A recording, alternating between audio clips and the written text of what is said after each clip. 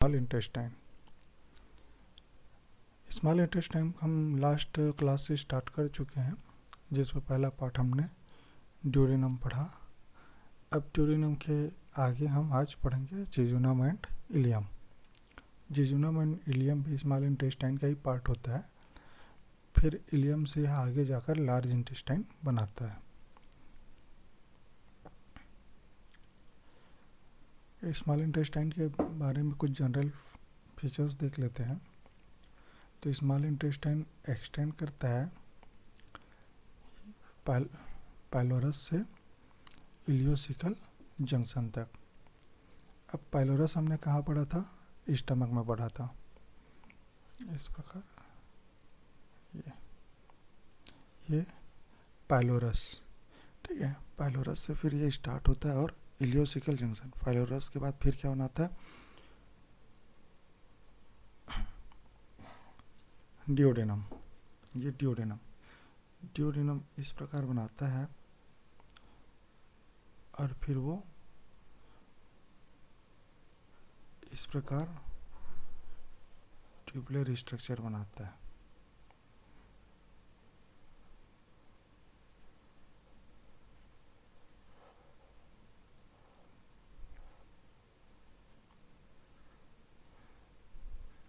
इस प्रकार ये ट्यूबुलर स्ट्रक्चर बनाता है। तो इस ट्यूबुलर स्ट्रक्चर में पहला पार्ट आता है जेजुनम का। जेजुनम के बाद फिर आता है इलियम। इलियम के बाद फिर ये इलियम इस प्रकार यहाँ ओपन होता है और नीचे इधर सीकम बनाएगा। ये सीकम हो गया और ऊपर में फिर ये लार्ज इंटेस्टाइन बनाता है, ठीक है। तो ड्यूडेनम के बाद जेजुनम के बाद इलियम, ये तीनों पार्ट होते हैं स्मॉल इंटेस्टाइन के। इसकी कुल लंबाई होती है पाइलोरस से लेकर इलियोसिकल जंक्शन। अब इलियोसिकल जंक्शन क्या है? ये हो गया इलियम और ये हो गया सीकम।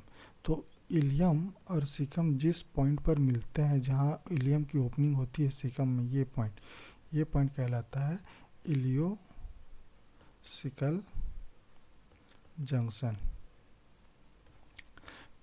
तो पाइलोरस से लेकर इलियोसिकल जंक्शन तक की लंबाई होती है 6 मीटर, ठीक है।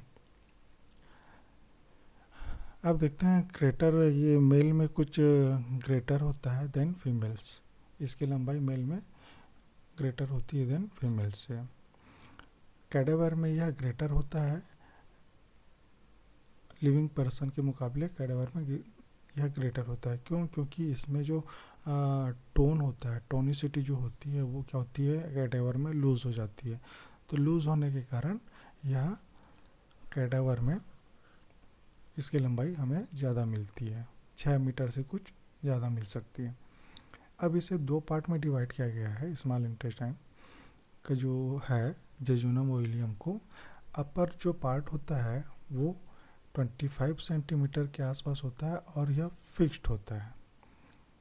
यह कहलाता है ड्यूडेनम। हमने ड्यूडेनम पढ़ा था कि वह फिक्स्ड पार्ट है और इसकी लंबाई भी 25 सेंटीमीटर। और उसके बाद देखिए ये पार्ट क्या होती है? पूरी फिक्स्ड होती है। उसके बाद जहाँ से जेजुनम और इलियम होते हैं वो पार्ट होता है, कहलाता है लोअर पार्ट कहलाता है, और ये होता है मोबाइल पार्ट होता है।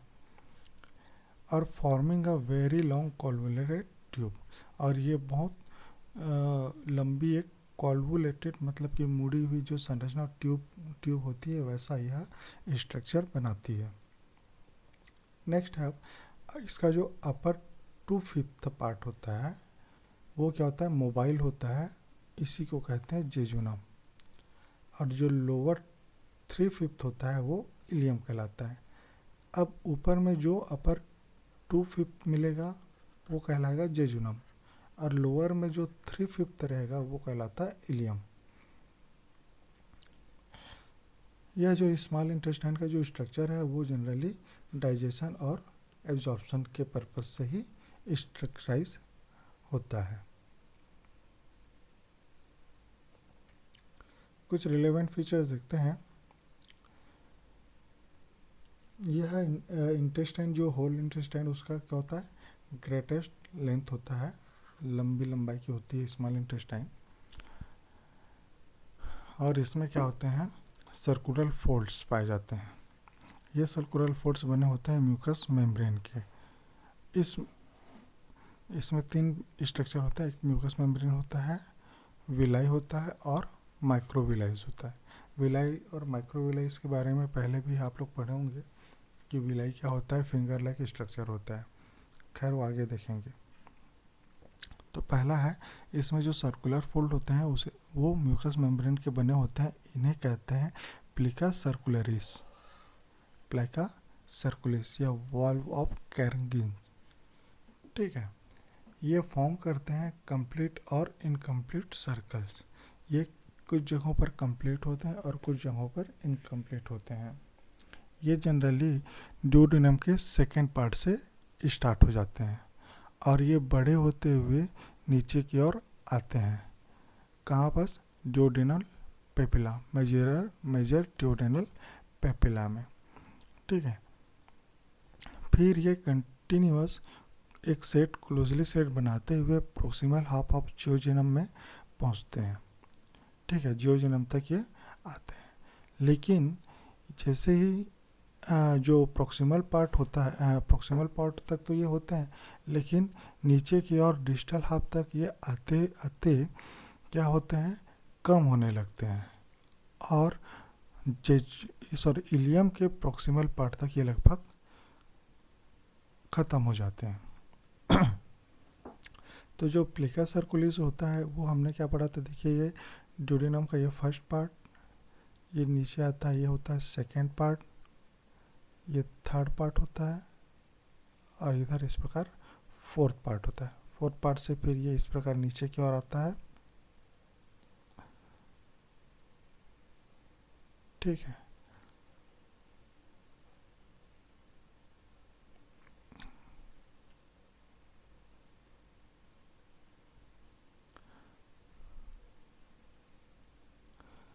ये क्या होता है, इस प्रकार सर्कुलाइज्ड होते हैं।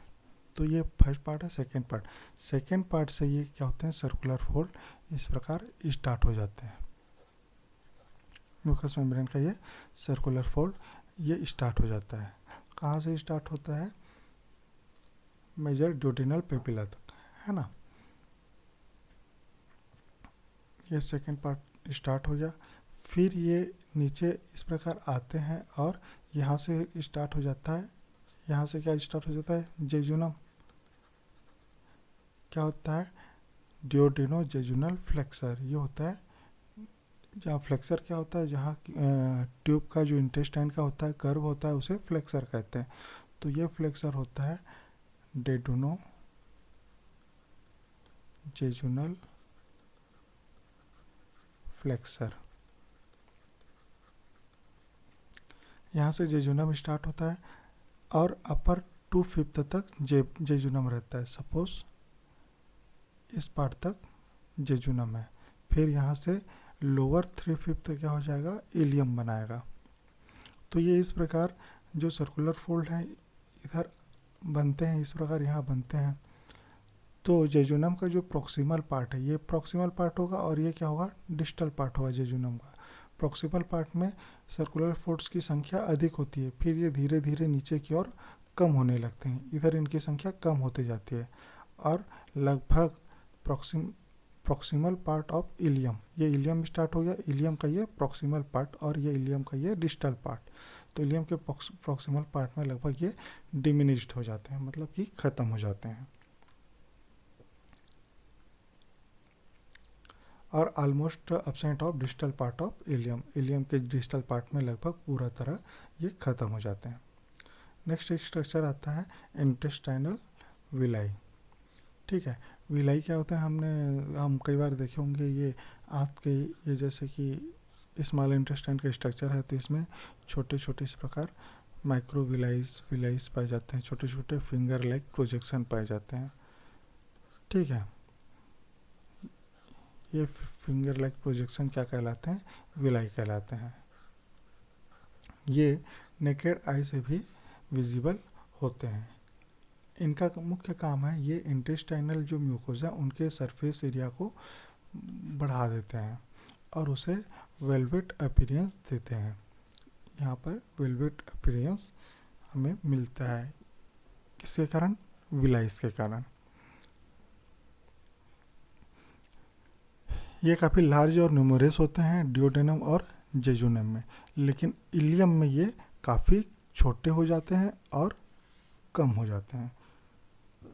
डेडुनम और जियोजिनम में काफ़ी बड़े भी रहेंगे और अधिक भी रहेंगे, लेकिन इलियम की बात करते हैं तो उनकी साइज क्या हो जाती है? छोटी भी हो जाती है और संख्या भी कम हो जाती है। इंटेस्टाइनल ग्लैंड्स या फिर क्रिप्ट्स और लेबरकुन। इंटेस्टाइन में छोटे छोटे ग्लैंड्स होते हैं, ठीक है, जिसे इंटेस्टाइनल ग्लैंड कहते हैं या इसी को क्रिप्ट्स ऑफ लेबरकुन बोलते हैं। सिंपल ट्यूबरल ग्लैंड होते हैं जो ऑल ओवर म्यूकस मेम्ब्रेन में फैले होते हैं जेजुनम और इलियम में। ये क्या करते हैं? डाइजेस्टिव एंजाइम्स और म्यूकस का सिक्रेशन करते हैं। अब इसी में एक होता है डिओडेनल ग्लैंड या फिर इसी को कहते हैं ब्रूनर्स ग्लैंड। जस्ट लाइक करता है यह सब म्यूकोसा लेयर में। ये स्मॉल होते हैं, compound tubulo acinar gland which secrete mucus. Small size के होते हैं और ये भी म्यूकस का सिक्रेशन करते हैं। ये डिओडेनम में पाए जाते हैं और इलियम और जेजुनम में जो पाया जाता है उसे इंटेस्टाइनल ग्लैंड कहते हैं या क्रिप्ट्स और लिबरकुन कहते हैं। नेक्स्ट है लिम्फेटिक फॉलिकल्स। देखिए small intestine, large intestine lymphatics के लिए बहुत इंपॉर्टेंट है। तो इसमें लिम्फेटिक्स फॉलिकल जो होते हैं स्मॉल जेजुनम और इलियम में, इसमें दो प्रकार के पाए जाते हैं। पहला होता है सॉलिटरी लिम्फेटिक फॉलिकल्स और दूसरा होता है एग्रीगेट लिम्फेटिक फॉलिकल्स या इसी को कहते हैं पेयर्स पैचेस। तो पहले देखते हैं solitary lymphatic follicles.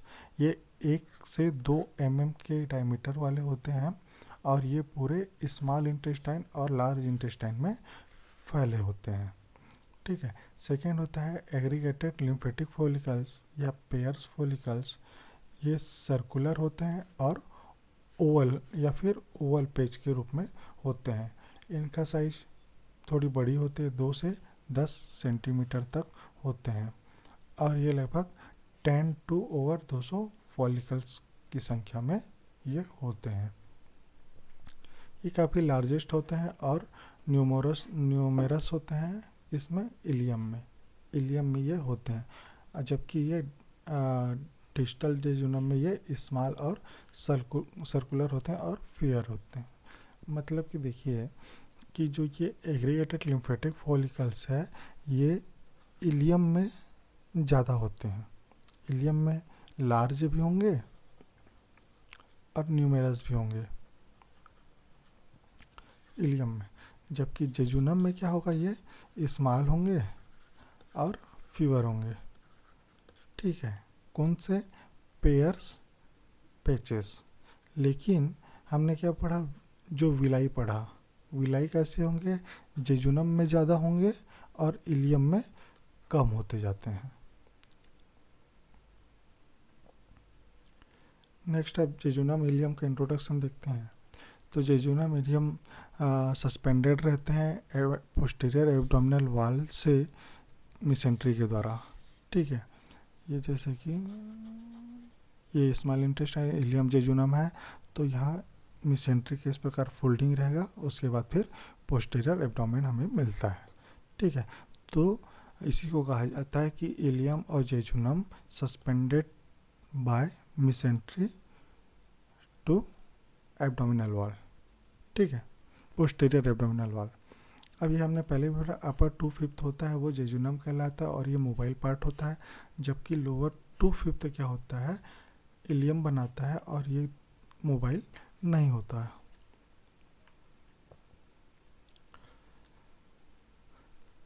Jejunum start होता है डिओडेनो जेजुनल फ्लेक्सर से और इलियम टर्मिनेट होता है इलियोसिकल जंक्शन में। यहाँ पढ़े हम ये डिओडेनम ड्यूडेनम के बाद यहाँ जो फ्लेक्सर पड़ता है इसे क्या कहते हैं, ड्यूडेनोजेजुनल फ्लेक्सर। फिर ये इस प्रकार वोल्वुलस ट्यूबल स्ट्रक्चर बनाएगा, कॉन्वोल्यूटेड ट्यूबुलर स्ट्रक्चर बनाएगा। ट्यूबल स्ट्रक्चर बना के फिर ये क्या होता है, सीकम में आकर इस प्रकार ओपन होता है। तो सीकम में जहाँ ओपन होता है इस पार्ट को कहते हैं इलियोसिकल जंक्शन।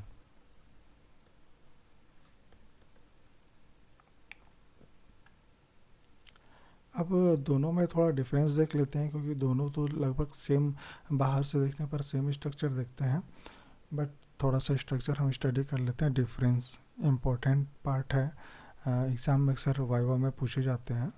तो पहला फीचर्स आता है location, occupies and left part of the intestinal area.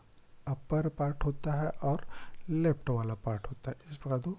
तो अपर और लेफ्ट वाला मोस्ट पार्ट होता है जेजुनम का, और इसके बाद फिर होता है लोअर और राइट वाला जो पार्ट होता है वो होता है इलियम का होता है। इसका जो वॉल होता है वो थिकर होता है और मोस्ट वस्कुलर होता है, जबकि इलियम का लेस वस्कुलर होता है और अपेक्षा में थिनर होता है।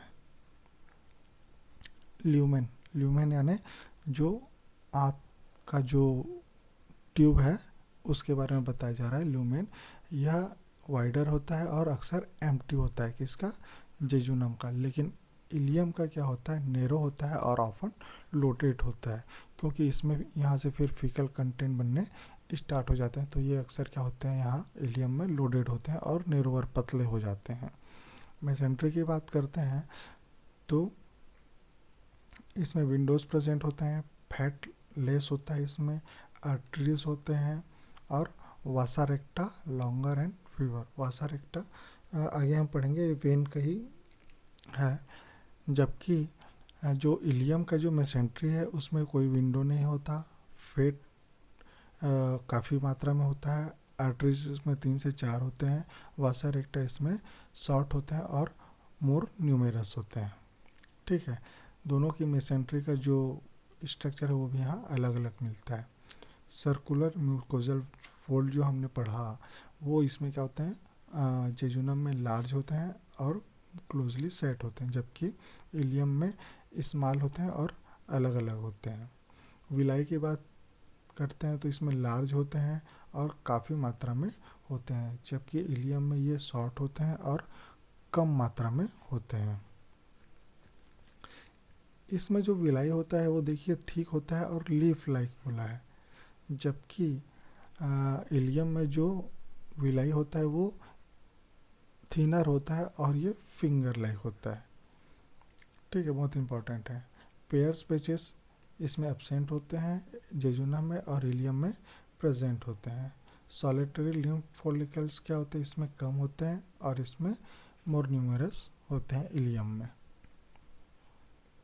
देखिए विलाई और पेयर्स पेचेस जो लिम्फेटिक पेचेस हैं वो जस्ट अपोजिट होते हैं, एक ऊपर में ज़्यादा पाया जाता है जेजुनम में और ये दोनों नीचे ज़्यादा पाए जाते हैं इलियम में। ब्लड सप्लाई की बात करते हैं तो मोस्ट जो पार्ट होता है सुपेरियर मेसेंट्रिक आर्टरी से सप्लाइड होता है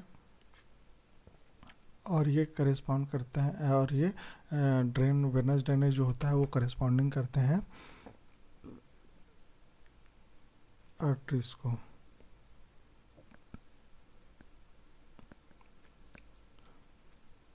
लिम्फेटिक ड्रेनेज, तो लिम्फ होता है ड्रेन होता है from lacteal drains into plexuses in the wall of gut. Gut में प्लेक्सेस बने होते हैं, वहाँ से इनका ड्रेनेज होता है और अल्टीमेटली ड्रेन होता है ये सुपेरियर मेसेंट्रिक आर्टरी के जस्ट सामने जो नोड्स होता है वहाँ, ये होता है फ्रंट ऑफ ऑर्टा। ऑर्टा के फ्रंट में जो आर्टरी होगी वहाँ फिर ये क्या करता है, ड्रेन करता है। इस प्रकार जो नोड्स बने होते हैं वहाँ ये ड्रेन करता है। Nerve supply, sympathetic nerve supply होता है T9 से T11 सेगमेंट में और पैरासिम्पैथेटिक सप्लाई होता है वेगस नर्व के द्वारा। क्लिनिकल एनाटॉमी, क्लिनिकल एनाटॉमी इसमें क्या होता है, मैकल्स डाइवर्टिकुलम होता है, एम्ब्रियोलॉजी के समय ये बेहतर क्लियर होगा। तो ये कई बार क्या होता है, मैकल्स डाइवर्टिकुलम पाए जाते हैं जो एम्ब्रियोलॉजिकली होता है, बाद में ये डिसअपियर हो जाता है, लेकिन कुछ मामलों में यदि ये डिसअपियर नहीं होता तो ये इंटेस्टाइनल ऑब्स्ट्रक्शन कॉज करता है। दूसरा होता है एक्यूट इन्फ्लामेशन ऑफ डाइवर्टिकुलम। इसमें एक्यूट इन्फ्लामेशन के कारण कुछ कंडीशंस होते हैं जो जिसका जो सिम्टम्स होता है वो अपेंडिसाइटिस के सिम्टम्स के जैसा ही होता है। तो ये हो गया इलियम और जेजुनम। एक बार आप रिवाइज कर लेते हैं। तो पहले हमने स्मॉल इंटेस्टाइन का क्या देखा, इंट्रोडक्शन देखा कि ये एक्सटेंशन इसका कहाँ तक होता, एक्सटेंशन, फिर इसकी लेंथ क्या होती है, ठीक है। जेजुनम और इलियम में क्या क्या डिवाइडेशन हुआ है ना। एक्सटेंशन कहाँ से, पाइलोरस से इलियोसिकल जंक्शन तक, ठीक है। लेंथ इसकी 6 मीटर होती है। अब जेजुनम कहाँ बनाता है, अपर 2/5 पार्ट बनाता है और इलियम लोअर 3/5 पार्ट बनाता है, ठीक है। अब इसमें 3 प्रकार के जो इंटरनल स्ट्रक्चर हैं, 3 स्ट्रक्चर पढ़े हमने, मस्कुलर फोल्ड, विलाई, माइक्रोविलाई, फिर लिम्फेटिक्स, है ना। लिम्फेटिक्स में फिर 2 प्रकार के हमने पढ़ा, एग्रीवेटेड और सिंपल जो सॉलिटरी लिम्फेटिक्स होते हैं वो। उसके बाद फिर इसका जो इलियम और जेजुनम में डिफरेंस, फिर blood supply superior mesenteric artery, artery में, वेन में सुपीरियर मेसेंट्रिक वेन, नर्व की बात किया था हमने सिंपैथेटिक में T9 से T11 और पैरासिम्पैथेटिक में वेगस, और फिर 2 क्लिनिकल एनाटॉमी। रेफरेंसेस देख सकते हैं। नेक्स्ट हम पढ़ेंगे large intestine. Thank you class.